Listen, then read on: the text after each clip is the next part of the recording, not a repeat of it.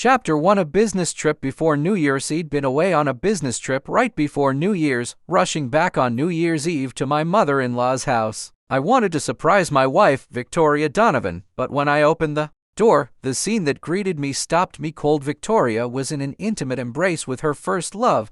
I demanded to know what they were doing. Victoria didn't even look guilty. Ethan and I weren't doing anything. Can you stop making such a fuss? It's true what they say, a dirty mind sees dirt in everything. My mother-in-law chimed in, even blunter. It's the holidays. Don't be so petty. The most important thing is that everyone is happy. I laughed coldly and turned away. Pulling out my phone, I called my secretary. Send Victoria Donovan a termination notice after the holidays. My company has no place for that kind of trash. Didn't they say happiness was the most important thing? Well, this is what would make me happy now. Earlier that evening, I had pushed the door open, arms full of bags, calling out, "Honey, I'm home, look what I brought," but my words died in my throat. There she was, Victoria, her arms wrapped around Ethan Carter, her head resting on his shoulder. They held each other closely, smiling blissfully. A roaring sound filled my ears, my mind going blank. Just a week ago, I had been drowning in guilt over missing the holidays with her because of my business trip. Every single day I'd been away, I texted her apologies and stressed over what gifts to bring her family. I worked frantically to make it home in time for New Year's. The bag slipped from my hands and hit the floor with a crash. My voice was low and heavy. "Victoria, is this the big New Year's gift you prepared for me?" Her smile froze the second she saw me. She opened her mouth, but Ethan jumped in first. "Sincere, don't misunderstand. Victoria just had a low blood sugar spell. That's why." I glared at him. "Does anyone here need you to speak? There's a room full of food. Wasn't that enough to help her? Or can her own parents not support her? Did she have to fall into your arms?" Ethan instantly shut up, lowering his head and quietly pulling his hand from hers, looking like a wronged victim. Victoria noticed immediately. The flustered woman from a moment ago vanished. She put her hands on her hips, her voice sharp. "Sincere, Harrison, can't you speak properly? Ethan didn't do anything. Why are you being so aggressive? It's true, a person with a dirty heart sees everything as dirty." As she spoke, she patted Ethan's shoulder gently, like she was comforting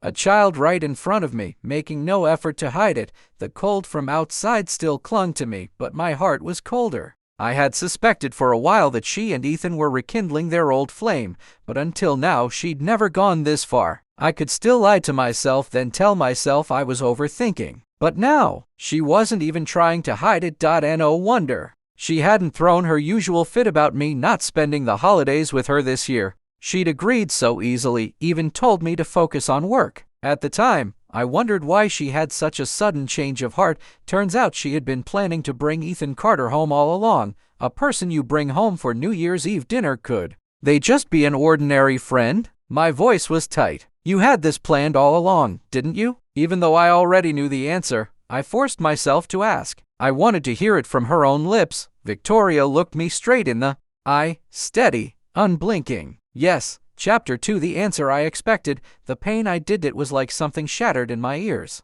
I'd expected that answer, yet my chest clenched with sharp pain. 100 emotions surged at once. Relief at finally knowing. Sorrow that after all I had given, I still couldn't win her true heart, but it didn't matter anymore. I took a deep breath, forcing myself to stay composed. "Fine, Victoria. You've got guts." Before I could finish, her parents, Richard and Margaret, emerged from the kitchen. They must have heard us arguing, but clearly never intended to intervene. They only appeared now because they saw my temper rising and feared upsetting their precious daughter.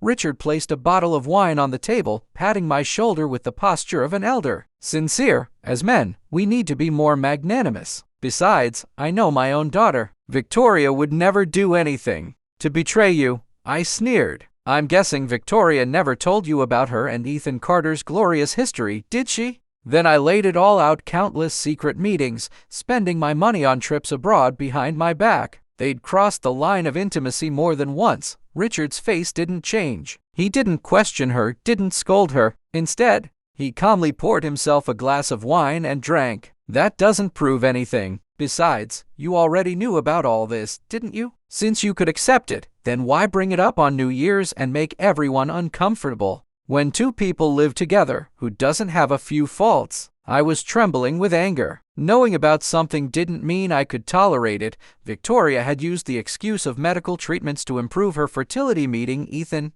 at the hospital again and again. When I found out, she knelt and swore they were just fellow patients. Margaret even vouched for them, claiming Ethan was her godson and that she was present at every meeting. She insisted Victoria was going through IVF because she desperately wanted to have a child for me, and Ethan's presence was just a coincidence. I believed them. I even promised to keep quiet to protect their reputations. Now I realized the truth the entire Donovan family had known. I'd been naive, completely fooled. Come to think of it, Margaret had disliked me even before the wedding. No matter how much I tried to please her or how expensive the gifts I brought, she looked at me with disdain. She even encouraged Victoria to get back with her ex. Clearly, they were all complicit. I laughed bitterly. Fine, so it's all my fault. If I had mistresses left and right, would you still be talking with this attitude? No one in the room reacted to my anger. Margaret just started her usual chatter, calm as ever. If you ask me, Victoria is not wrong in this, and you're not wrong either. We all know Ethan. He's not a stranger. It's the holidays, don't be so petty. The most important thing is that everyone is happy. Chapter 3. The woman who once defended me. Victoria sat back in her chair, arms crossed, watching everything with cool detachment. She didn't say a word in my defense. Instead, she echoed her mother. Exactly. It was supposed to be a happy day, and it's not even a big deal. You had to go and ruin it. Such a jinx. She didn't even look at me again. When we first fell in love, no matter how her family targeted me, she always stood by my side without hesitation, even arguing with her mother for me. When did that change? Probably around 6 months ago when Ethan Carter reappeared in her life. Victoria's attitude toward me began to change. At first, it was subtle, but then it grew colder and colder until it turned into complete indifference. Even something as simple as a hello from me would earn a look of irritation, as if my very existence was an attempt to control her. And when I tried to be intimate, she always found an excuse, claiming she felt inadequate because she couldn't get pregnant, and that I was putting too much pressure on her. I believed her. I even blamed myself. How ridiculous. She didn't feel inadequate at all. She had already given her heart and her body to another man. She was just saving herself for her so-called true love. This disgraceful marriage should have ended long ago. And now that Victoria had finally said what she truly thought, I was curious to see just how happy the Donovan family could be without me. Fine, I'm leaving. My hand had just touched the handle of my suitcase when Ethan Carter's voice came from behind me. Sincere, don't be angry. You know Victoria, she just has that temper. Ethan, don't mind him. Let him go, Victoria replied coldly. He's a penniless orphan. Where can he possibly go? He lives off me, eats my food. A freeloader who still thinks he's superior. Her tone dripped with sarcasm. Her mother quickly added, exactly. Our family is so well off. It's only because Victoria has a kind heart that she was willing to settle for him. Let me tell you, Sincere, you'd better not be an insolent fool. I froze in my tracks. I never imagined that, in their eyes, I was so worthless. But I knew the truth. It wasn't that I wasn't good enough for Victoria. It was that Victoria wasn't good enough for me. We'd been together for 5 years, from our student days until now. She had entered my life during my darkest, most painful time after both my parents had passed away. She comforted me, pulled me out of the gloom. During that time, as the sole heir to my family's corporation, I was dealing with scheming rivals and the ill intentions of some of the older shareholders. Every day was a battle. Only when I returned to campus and saw Victoria did I feel a moment of peace.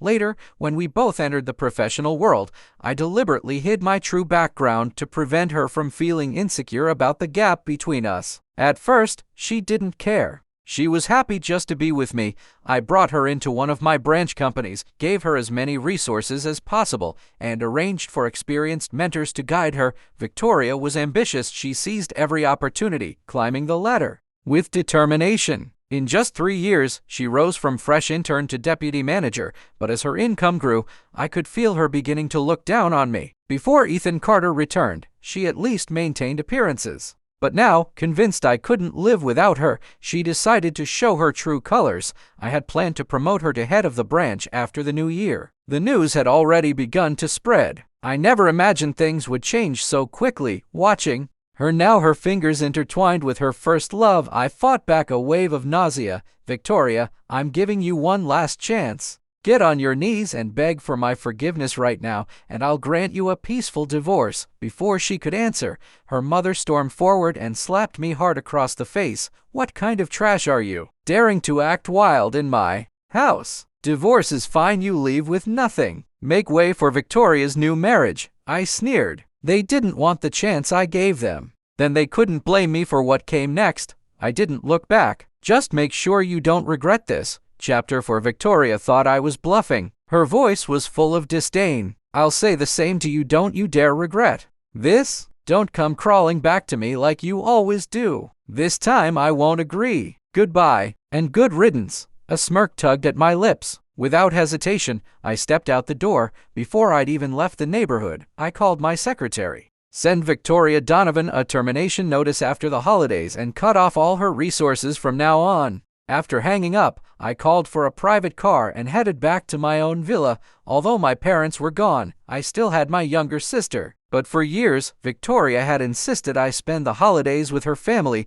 whispering in my ear that since my parents were gone anyway, it would be good to make a good impression on her parents. I told her I had a sister, but she never cared. She's an adult, not a child. We can just buy her a New Year's gift later. If I stayed silent, she would push harder. Come on, she can't cling to you forever. You're a married man now. And so, since marrying Victoria, I hadn't spent a single New Year with my sister. Isabel never made a fuss. She was always understanding, always saying she knew I was busy. When the car pulled up to the villa, only my sister's room was lit. Compared to the brightly lit homes around us, ours looked desolate. Guilt washed over me. I grabbed the food I'd brought her favorites and knocked on her door. The moment Isabel Harrison saw me, her eyes lit up. Brother, what are you doing back? Where's the cook? Why didn't she make you something you like for the holiday? I asked. Her eyes curved into little crescents. Having you here is enough. I didn't need much looking after, so I let her go home to her family. Still so kind, always thinking of others. I swallowed the lump in my throat and forced a smile. All right, from now on, I'll spend every New Year with you. Isabel pulled me into a selfie and sent it to my phone. When I opened it, my notification bar lit up with a new post from someone in my special attention list. It was a family photo. Victoria, Ethan Carter, and her parents. The caption read, "The new year is for being with the people who matter most." I felt nothing. I saved the photo and focused on celebrating the new year with my sister. Chapter 5. On the first workday after the holidays, the company reopened. As expected, Victoria received her termination notice that afternoon. As I walked past the stairwell, I heard shouting. Even through the door, her voice was unmistakable, shrill, laced with curses. You. I knew it. I knew there was a reason that good-for-nothing Sincere suddenly dared to talk to me like that. So he has someone on the side. You look so innocent, but all you do is seduce other people's men. You ill-bred brat with no one to raise you. Today, I'm going to teach you a lesson. I shoved the door open and the scene inside made my blood boil. Several men were holding my sister down on the floor while Victoria slapped her again and again. Isabel's cheeks were red and swollen. She had clearly been hit many times. Her tear-streaked face broke my heart. Stop it, Victoria. Have you lost your mind? I pushed her aside and rushed to my sister, knocking the men away before checking Isabel's injuries. Victoria, now on the floor, screamed in rage.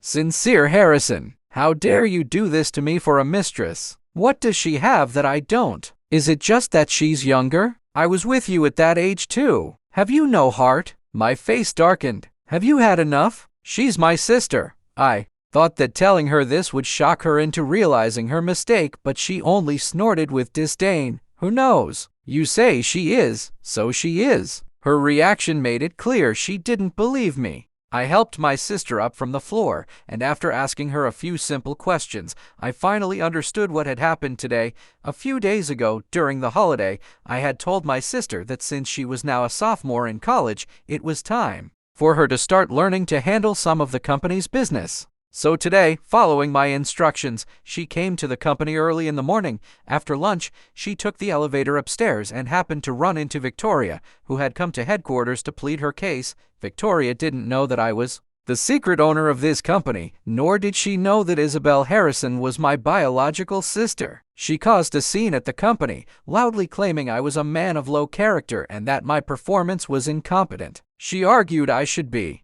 the one fired, not her. Hearing Victoria slander me, my sister instinctively defended me. But the moment Victoria heard her call me brother, she immediately jumped to the conclusion that Isabel was my mistress. Without hesitation, she ordered her men to drag my sister into the stairwell and beat her mercilessly, venting all her anger on her. My sister tried to explain, but Victoria wouldn't believe her. Not until I arrived and saw the scene with my own eyes. I clenched my fists and walked toward Victoria, step by step. Then I raised my hand and slapped her hard across the face. This slap is for my sister. The loud smack echoed in the stairwell. Victoria stared at me in disbelief. You dare to hit me? I sneered. Yes, I'm hitting you, Victoria Donovan. Get out of this company. Don't make me say it a second time. On what grounds? She demanded. On the grounds that I am the owner of this company, I said coldly. You're fired, and there is no possibility of reinstatement. Ever. Chapter 6. Hearing my words, Victoria didn't look surprised. Instead, she gave a contemptuous laugh. You're worthy? I had no energy to waste arguing with her. I took my sister's hand and turned to leave, but Victoria stepped forward and blocked our path. You think you can just leave? No way! Since you've guessed my purpose for being here today, I can't let you ruin my plans. The men with her immediately surrounded us. I had only managed to slap Victoria because I'd burst in so suddenly, catching them off guard. Now, with my sister to protect, it would be much harder to break through. Victoria, you will regret this, I warned. Two men grabbed me tightly. Seeing Victoria raise her hand toward my sister again, I shouted at her with all my strength. Victoria paused, turning her gaze to me. Fine, I'll give you one more chance. I'd like to see how I'll regret it. She took out her phone and dialed a number. Instantly, her face shifted to a fawning smile, her voice dripping with flattery. Mr. Shaw, this is Victoria Donovan. There's someone in the stairwell claiming to be the company's owner. Could you please come and help me see if this person is telling the truth? I had never seen Victoria act like this. The woman I remembered had always been true to herself. I never imagined that the help I thought I'd given her over the years had turned her into such a snob. This wasn't a small matter, so Julian Shaw, one of the deputy managers at the head office, arrived quickly to confirm my identity. Coincidentally, I had always managed the company's affairs from behind the scenes. Except for occasional meetings with a few shareholders and the general manager, no one else in the company had ever seen me, let alone my sister, who was visiting for the first time today. Julian glanced at me briefly. This is the one impersonating the boss. I don't know him, he said. I retorted, have you ever seen the boss? No, but you. Julian looked me up and down. You don't look like you could be. Victoria walked up and kicked me hard in the chest. I knew it. If you were the company president, do you think I would have lived with you like that for 3 years? Sincere Harrison, don't be so ridiculous. Is this your new way of trying to get back together with me? Well, I won't give you the satisfaction. Her sharp high heel struck with such force that my vision went black. For a moment, I couldn't say a word. Julian reminded her, all right, don't take too long. The boss is about to arrive. I had to treat the general manager to a big dinner just to get him to agree to introduce you. You need to seize this opportunity. Victoria nodded and bowed in thanks to Julian. Then her expression changed as she snapped at me. Don't ever bother me again and take your bad luck with you. She walked a few steps, then turned back, still not satisfied. As soon as the courthouse opens, we're getting a divorce. I can't live this life with you anymore. Chapter 7. After 5 years together, Victoria and I had developed a certain understanding. In fact, I'd been thinking the same thing since the night I left her parents' house. I just felt there was no point bringing it up when we couldn't act on it immediately. It was better to wait and avoid unnecessary trouble. Now, seeing Victoria's resolute determination, I actually felt relieved. At least we wouldn't fight over the divorce, and she wouldn't entangle me any further. I helped my sister up and took her to a nearby hospital to check on her condition. Seeing her red, swollen eyes made my heart ache. On the way, I kept apologizing. I'm sorry. It's my fault.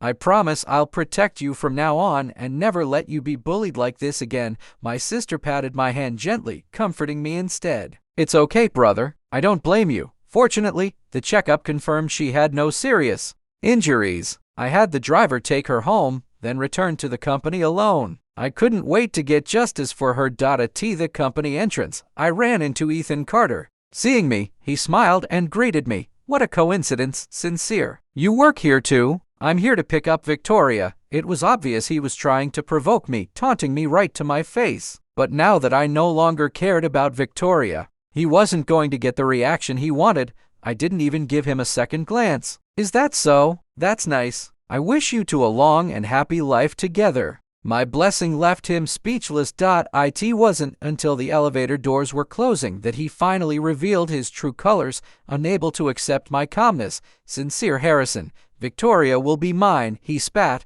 I sighed. What a naive, foolish boy. Everything Victoria had now was because of me. Without me, she wouldn't be the Victoria she was today. He thought replacing me would give him the life he dreamed of with her. He was deluding himself. Meanwhile, in the conference room, people were still whispering among themselves. Victoria fidgeted, and after much hesitation, she finally asked the general manager about my whereabouts. The general manager was also puzzled. "Mr. Harrison has never been late, and he didn't send any notice about postponing the meeting today. I'm not sure what's going on." Victoria caught on to the surname instantly. Just moments ago, she hadn't believed a word I'd said. But now, hearing this, doubt began to creep in. "What's our boss's name?" she asked. "Sincere Harrison," the general manager replied. The moment she heard it, Victoria's face went pale. She muttered under her breath, "Could it be that what he said was true? No, impossible. It must be a coincidence. It has to be."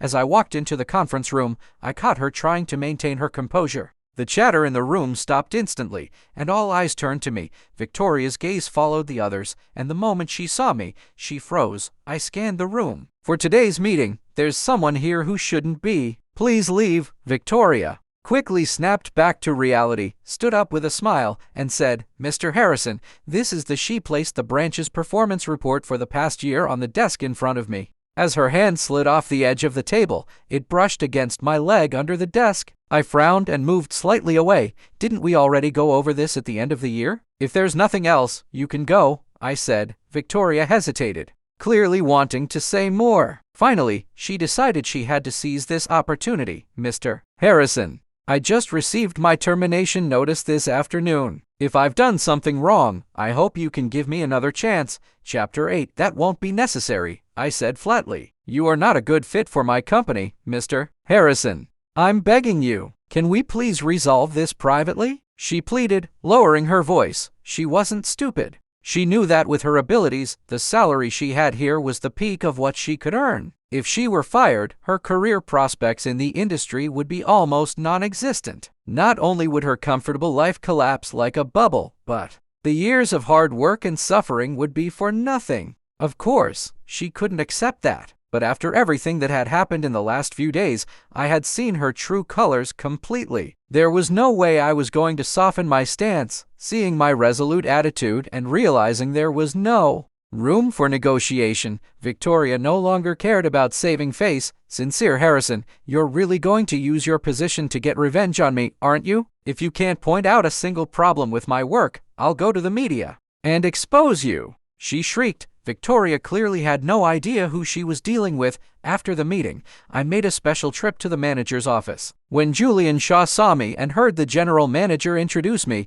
his face turned deathly pale and his voice trembled. Mr. Harrison, I really didn't know you were. You are a magnanimous man. Please forgive me." I patted his shoulder. "It must not have been easy to get to this position. Thank you for all the years you've spent in this role, taking a salary for doing nothing. After colluding with people like Victoria for so long, you should take a rest." Last year, there had been discrepancies in the company's accounts. I'd had my secretary and a few trusted shareholders investigate thoroughly. Julian Shaw had been one of the suspects. Just now, my secretary had sent me conclusive evidence. Julian had embezzled public funds and gotten his deputy manager position through connections. He had no real ability And now, before I could even come for him, he had walked right into my path. I threw the evidence in his face. He glanced through it quickly, and his legs gave out. He collapsed to his knees right there. Mr. Harrison, I was wrong. It was my first time. I was blinded by money, he begged. I ignored his pleas. The company will be sending you a letter from our lawyers in a few days. You'd better repay the embezzled funds as soon as possible. Otherwise,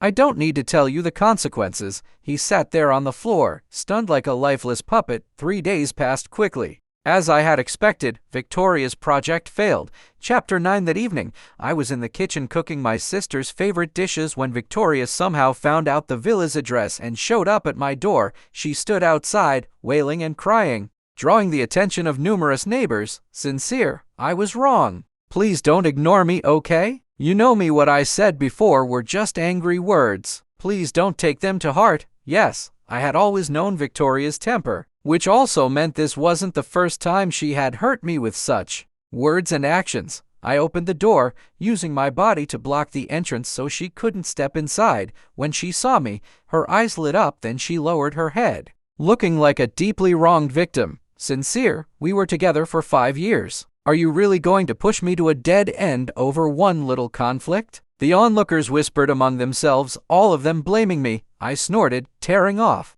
her false mask. Victoria, you were the one who cheated first. You were the one who brought another man home. I put up with you for 6 months, giving you chance after chance. Wasn't that enough? Serving you wasn't enough. I also had to endure your whole family's attitude, making it seem like I was the one who wronged you. You failed to land the project. That's your own problem. You should accept the loss. And I wasn't just saying it in anger. The lawyer will have the divorce papers drafted by tomorrow. Let's get this over with. Victoria had thought that by playing the pitiful victim and getting others' sympathy, I would soften up like before. But I was no longer the man who revolved around her. Seeing that I was serious about the divorce, she panicked. I didn't mean those things. I was just really angry. You didn't text or call me for a whole week. Before, it wouldn't even have been 7 hours, let alone 7 days. So, I just got angrier and angrier. And the misunderstanding with your sister was because it was true. I had never neglected her before. I just never realized that in her eyes, my affection was seen as me being clingy. Hearing her dare to bring up Isabel, a fresh wave of anger surged through me. You have the nerve to mention her? I said sharply. After we got home that day, I had asked my sister for the full story. She told me she had explained her identity to Victoria, but Victoria refused to believe it. She even said there were plenty of people with the surname Harrison in the world. It didn't mean they were all my siblings. Then, without any reason, she started hitting her. I gripped the door frame tightly, veins bulging on my hands as I fought to suppress the urge to slap her. Just then, my sister, wondering why I was taking so long, came downstairs to check on me. Victoria's gaze went past me, and the moment she saw my sister, she immediately dropped to her knees. Sister-in-law, I was wrong that day. I'm so sorry. Please help me persuade your brother. Without him, how can I go on? Victoria was calculating. She knew my sister was softer-hearted than I was, and she also knew that right now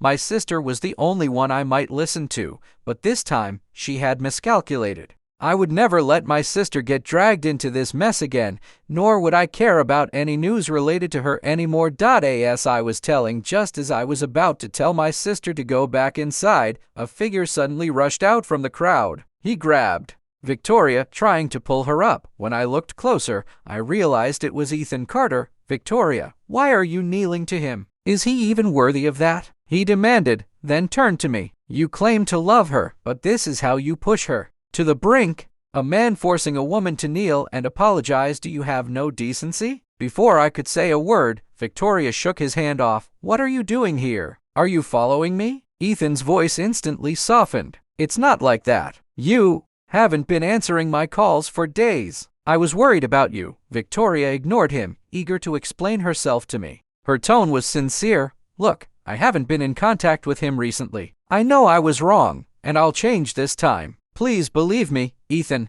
unwilling to watch her beg me, stepped in again. He can take care of you, and so can I clapped slowly. Well, thank you. Please, hurry up and convince her to divorce me. I'll be waiting for your good news. Ethan shot me a glare. Ignoring Victoria's protests, he forcefully dragged her away from the villa. Even after they disappeared from sight, I could still faintly hear their argument. Did you just come here to ruin things for me? I was about to succeed. You said you loved me, didn't you? What? Now that you've left Sincere, you can't survive? I shook my head helplessly. It wasn't my life falling apart, so it didn't matter to me how they fought. Less than a week later, I received the signed divorce papers from Victoria. I didn't know what sweet words Ethan used to convince her, but for me, it was all gain and no loss, and that was enough. Life gradually returned to normal. I went back to managing the company, and my sister returned to school to continue her studies. She also learned the ropes of the business quickly. With another 2 years of training, she'd be able to stand on her own by the time she graduated.